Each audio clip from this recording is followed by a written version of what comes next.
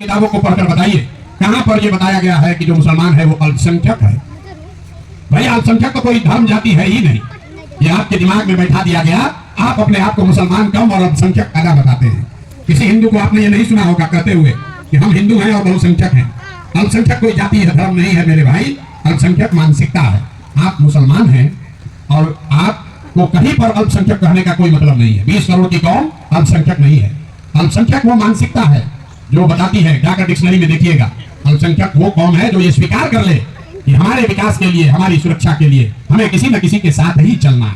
तो ये 30, 35, 40 वर्ष से जो आप किसी न किसी के पीछे चलने का आपने दौर बना लिया, इसी मानसिक कमजोरी ने आपकी ये दुर्दशा की है। मुसलमान कभी कोई खड़ा होकर कहेगा ए भैया हम लोग अकेले क्या कर सकते हैं? मेरे भाई आपकी ये दुर्दशा इसलिए नहीं है कि आपकी संख्या कम है कि ज्यादा। लालू जी की जाति की संख्या कितनी है? 15%। नीतीश जी की जाति की संख्या कितनी है? 2%। प्रशांत किशोर की जाति की संख्या कितनी है? 3%। नीतीश खड़े हो सकते हैं, प्रशांत किशोर खड़े हो सकते हैं, लालू खड़े हो सकते हैं, लेकिन 18% वाले इस कौम में कोई लड़का क्यों नहीं खड़ा हो रहा है? वो इसलिए नहीं खड़ा हो रहा है, इसलिए नहीं खड़ा हो रहा है कि आपके मन में यह बैठा दिया गया कि आपको किसी न किसी के पीछे ही चलना है।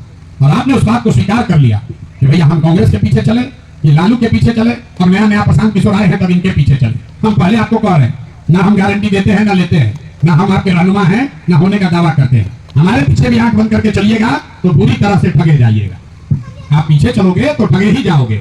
आपके इस्लाम में यह कहा गया कि अगर जीवन में कुछ हासिल करना है तो बिना जद्दोजहद के कुछ भी हासिल नहीं हो सकता। आज का मुसलमान जद्दोजहद नहीं करना चाहता है। यहाँ बैठे बैठे तादाद का आकलन कर रहे हैं, कौन चुनाव जीत रहा है, कौन चुनाव हारेगा, कौन भाजपा को हराएगा।